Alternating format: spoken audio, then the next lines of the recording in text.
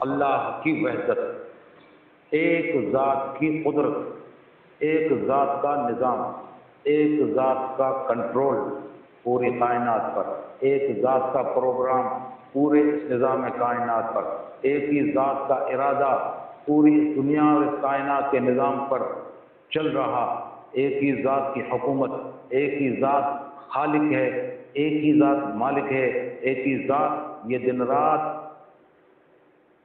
روشنی اندھیرا کرنے والی، ہوائیں چلانے والی، بادل برسانے والی، کھیت کھلیان اگانے والی، اولادیں دینے والی، گو کہ سارے اس کائنات کے نظام کی ایک ایک چیز اس کے حکم، اس کی مرضی پر متحرک ہے، آتی ہے، جاتی ہے، چھپتی ہے، عدلتی ہے، بدلتی ہے، جیتی ہے، مرتی ہے، ایک ذات، اور وہ ہے اللہ۔ یہ ایمان رکھنا توحید ہے، اور لا الہ الا اللہ کا تقاضا یہی توحید باری تعالی ہے۔ اب ایک خالق اللہ تعالیٰ کی ہی دی ہوئی توفیق سے اور پھر اپنی استعداد کے مطابق اس کے اندر جتنی صلاحیت ہوتی ہے، جتنی قوت ہوتی ہے، اس کے مطابق توحید اور صفات و افعال الہی کا وہ علم حاصل ہو بندے کو، یعنی اللہ کی وحدت اور پھر اس کی صفات، اس کے کمالات۔ اللہ ہے، رحمان ہے، رحیم ہے، کریم ہے، ستار ہے، غفار ہے، جلیل ہے، قہار ہے، جبار ہے، سمیع ہے، بصیر ہے، مالک ہے، خالق ہے، باری ہے، مصور ہے۔ 99 صفات مشہور، اور بہت سارے ایسی صفات جو اتنی مشہور ہم آپ تک ہمارے علم میں نہیں، وہ علیحدہ ہیں۔ ان کا جاننا ہر ماننے والے پر فرض ہے، اس توحید کی حقیقت کا، کہ یہ علم حاصل ہو اس کا، اور پھر افعال کا، کہ فعل اللہ کا جاری ہے دنیا کے اندر، اس میں بندہ مجبور اور اللہ مختار اور اس کے کنٹرول میں ہے، اس کے ہاتھ میں، حتیٰ کہ وَأَنَّهُ هُوَ أَضْحَكَ وَأَبْكَىٰ، فرمایا وہی ذات ہے جو تمہیں ہنساتا اور رلاتا ہے، یعنی جب تم روتے ہو اس وقت بھی اللہ کے امر سے رونا آتا ہے، ہنس رہے ہوتے اس وقت تمہاری مرضی ہے نہ رونے میں نہ ہنسنے میں، وہ یہ موڈوں کا عدلنا بدلنا بھی اس کے نظام میں ہے۔ اس لیے فرمایا وَأَنَّهُ أَضْحَكَ وَأَبْكَىٰ وَأَنَّهُ أَمَاتَ وَأَحْيَا، وہ ہے جو تم کو ہنساتا ہے، تم کو رلاتا ہے، تم کو زندہ کرتا ہے، تم کو موت دیتا ہے۔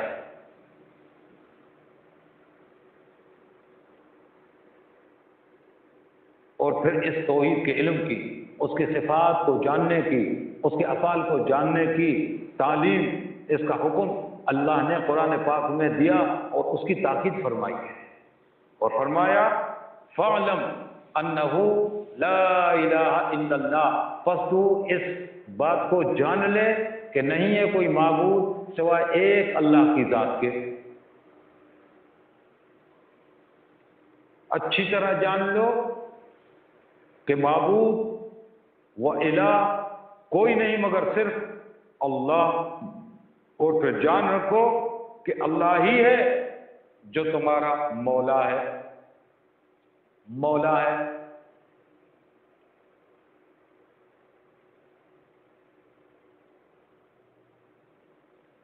حضور کریم علیہ السلام کو اللہ نے اپنی ان صفات مولا میں سے یہ صفت دی، وہ بھی مولا ہے۔ اللہ مولا حقیقی، حضور کریم علیہ السلام مولا مجازی۔ اس طرح پھر نبی کریم علیہ السلام کا یہ فرمان مبارک من کنتم مولا فهو هذا علی مولا، جس کا میں مولا اس کا علی مولا۔ اب وہ اس مولائیت کے انکاری پھر کیا کہتے ہیں کہ نہیں، اللہ مولا ہے، اللہ مولا ہے، لیکن جب اللہ کے حبیب نے فرمایا کہ جس کا میں مولا اس کا علی مولا، تو اللہ کے سچے حبیب علیہ السلام کے اس فرمان کو نہ ماننے والا کہاں مومن مسلمان رہ سکتا ہے؟ بس یہ ہے کہ اس کی چھانٹی ضروری ہے کہ اللہ مولا حقیقی ہے اور حضور علیہ السلام اور مولا علی علیہ السلام یہ مولا مجازی ہیں۔ ہیں مولا مجازی، وہ مولا ہے حقیقی، اس کو الگ سے جاننا یہ توحید کا تقاضا ہے، اور یہی توحید کی حقیقت ہے۔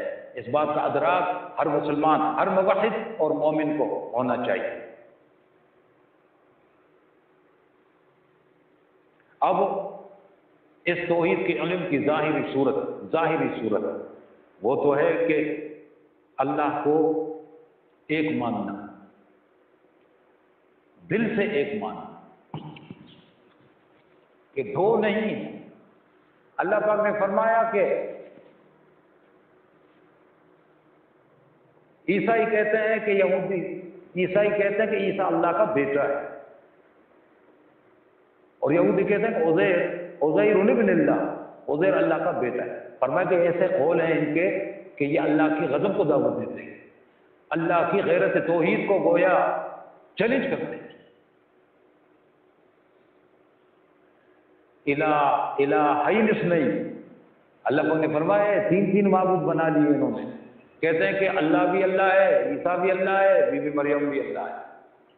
یہ ہے شرک، اور جو شرک میں گیا اللہ پاک نے فرمایا سارے گناہ معاف چاہوں، سارے گناہ چاہوں تو اپنے بندے کے معاف کر دوں، مگر شرک کو معاف نہیں کرتا۔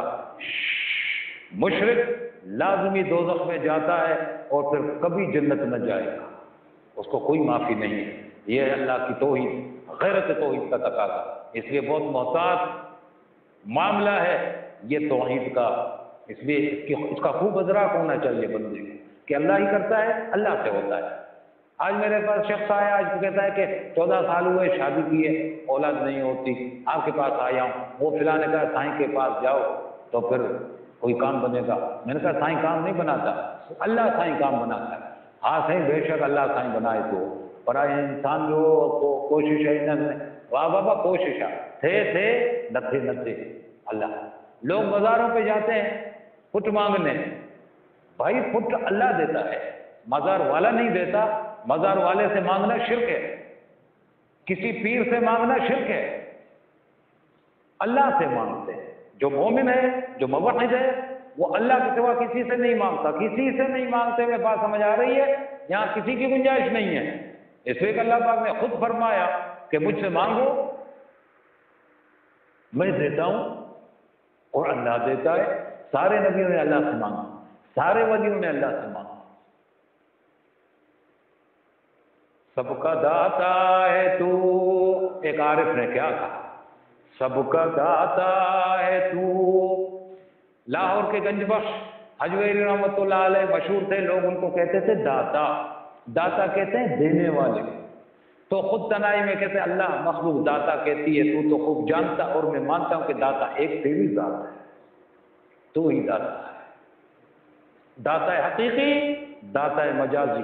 دینے والا باپ بھی دیتا ہے بیٹے کو، لیکن حقیقت میں اللہ دے رہا ہوتا ہے۔ اللہ حقیقی داتا ہوا، باپ مجازی داتا۔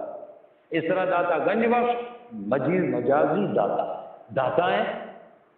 اس طرح کے فیض دیا جب خواجہ معین الدین چشتی رحمۃ اللہ علیہ کو اپنے قبر مبارک سے 40 دن کے قیام پر ان کے قدموں میں بیٹھ کر جب 40 دن گزارے، اور جب فیض سے مالا مال ہوئے تو اٹھ کر کھڑے ہو کے بے اختیار فی البدی یہ اشعار ان کی زبان سے جاری ہوئے، گنج بخش فیض عالم مظہر نور خدا، گنج کے گنج خزانے بخشنے والا، اور پھر پورے عالم کو فیض دینے والا اور خدا کے نور کا اظہار۔ ناقصاں را پیر کامل، ناقصوں کے لیے یہ کامل پیر ہیں، کاملاں را رہنما، جو کامل اولیاء ہیں، کامل پیر ہیں، کامل ہستی ہیں، ان کے لیے بھی رہبر و رہنما۔ تو یہ داتا، یہ دینا ان کا ہے فیض کا، تو فیض کے واقعی بڑے داتا ہے۔ سب کا داتا ہے تو، یہاں عارف اللہ کی بابت کہتا ہے، سب کا داتا ہے تو، سب کو دیتا ہے تو، سب کا داتا ہے تو، سب کو دیتا ہے تو، تیرے بندوں کا تیرے سوا کون ہے، سب کا داتا ہے تو، سب کو دیتا ہے تو سب کا داتا، نہ ماننے والے کو بھی دیتا ہے۔ ہندو 3 خدا نہیں 300 خدا مانتا ہے، اس کو بھی دیتا ہے۔ ایک پیر پہ جاتا ہے بیٹا مانگنے، ایک مندر میں جاتا ہے بیٹا مانگنے، مندر والے کو بھی مزار والے کو بھی دیتا خدا ہے، اور مندر جا کر مانگنے والے اور مزار جا کر مانگنے والوں کو بھی دیتا خدا ہے۔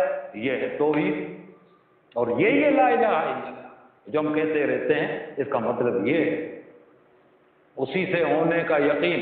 تبلیغ والے بولتے ہیں نا اللہ پاک سے ہونے کا یقین ہمارے دل میں آ جائے، دل کا لفظ بولتے ہیں، اور دل کی محنت کہاں ہے وہ الگ بات ہے، بات سچ کہتے ہیں۔ ایک اللہ سے ہونے کا یقین ہمارے دل میں آ جائے، اور ایک اللہ کے حکم کے بغیر مخلوقات سے کچھ نہ ہونے کا یقین ہمارے دل میں آ جائے، اس کا مطلب یہ کہ اللہ نہ چاہے پیر بیٹا نہیں دے سکتا، اور اللہ چاہے پیر کے اٹھے ہوئے ہاتھوں کو واپس نہ کرے کہ پیر اس کا محبوب ہے، اس کی بات کا لحاظ اور لاج رکھ بھی لیتا ہے۔ یہ ہے اصل راز بات، لیکن جوہلا کو کون سمجھائے، سمجھتے نہیں۔ توحید کے تقاضا ان تک پہنچا نہیں، پیر سے مانگو، پیر کو سجدہ کرو، پیر کو طواف کرو۔ شرک کس بلا کا نام ہے بھائی؟ سینگ ہوتے ہیں کیا اس کو؟ یہی شرک۔ ہاں خدا کے گھر کا طواف کرو جس کا حکم اللہ نے، خانہ خدا کا طواف، اس کے گرد پروانہ وار گھومو کہ توحید کی شمع جہاں جلے وہاں توحید کا پروانہ گھومتا اور جھومتا ہے۔ جی اور سجدہ، حضور کریم علیہ السلام نے فرمایا اللہ کے سوا اگر سجدہ کسی بندے کو جائز ہوتا تو پھر بیوی کو حکم ہوتا اپنے شوہر کو سجدہ کرو، لیکن ایسا بھی نہیں۔ ایک ذات یہ پیشانی اللہ نے اپنی ذات کے لیے بنائی کہ صرف میرے سامنے جھکے، میرے سامنے ٹکے اور سبحان ربی الاعلیٰ کہے، تو دعا بھی مانگے تو یہ پیشانی زمین پر ٹکے، جھکے اور مجھ سے مانگے۔ ہاں البتہ اللہ کے مقرب بندوں کا انسان وسیلہ اختیار کرتا ہے، اللہ اپنے فلاں محبوب بندے کے صدقے، اللہ تیرے فلاں ولی محبوب کے واسطے، اللہ اس کے وسیلے سے تجھ سے مانگتے ہیں یا اللہ۔ یہ ہے طریقہ مانگنے کا، اللہ سے وسیلہ تو بنتا ہے، پیر دیتا نہیں ہے پیر۔ ہاں وسیلہ اس لیے بناتا ہے کہ یہ اللہ کے لاڈلے ہیں، محبوب ہیں، اللہ ان کی سن لیتا ہے۔ اب کہیں کہ دوسرے کی نہیں سنتا، نہ سننے کا مطلب یہ ہوتا ہے ہر ایک کی نہیں مانتا، وہ اس کی مانتا ہے جس نے اس کی مانی بھی ہو۔ ہندوستان کے ایک بادشاہ پاک پتن دہلی کے سفر میں جاتے، پاک پتن میں حاضری کے لیے، ملاقات کے لیے حاضر ہوا بابا فرید گنج شکر رحمۃ اللہ علیہ کے دربار میں۔ پوچھا حضور کیا حال ہے آپ کا؟ فرمایا حال یہ ہے کہ 30 برس تک جو اللہ کہتا رہا فرید وہ کرتا رہا، اسی کی مانتا رہا، اب 30 سال کے بعد حال یہ ہے کہ جو فرید کہتا ہے اللہ ویسا کرتا ہے۔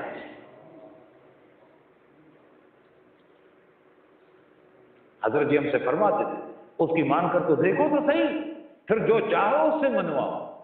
ابھی تک ہم اس کی پوری مانتے نہیں، اس لیے وہ ہماری نہیں مانتا۔ اس لیے کہتے ہیں کہ اللہ والوں کی اللہ سنتا ہے، سننے سے مراد ان کی مانتا ہے، ان کی دعا کو قبول کرتا ہے۔ یہی دعا ایک عام مانگے غافل خدا کا نہ ماننے والا، اور پھر یہی جائے کہ اللہ والے کے پاس جو اللہ کی مانے ہوئے زندگی گزارتا ہے، اللہ اس کی مان کے اس کی دعا کو قبول کر کے اس کی مراد کو پورا کرتا ہے۔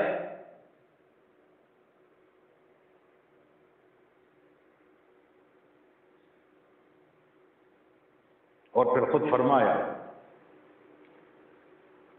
لیس کمثلہ شیء، اس کے مثال تو کوئی ہے ہی نہیں، وہ ایسی ذات ہے کہ اس جیسا کوئی نہ تھا، نہ ہے، نہ کبھی ہوگا۔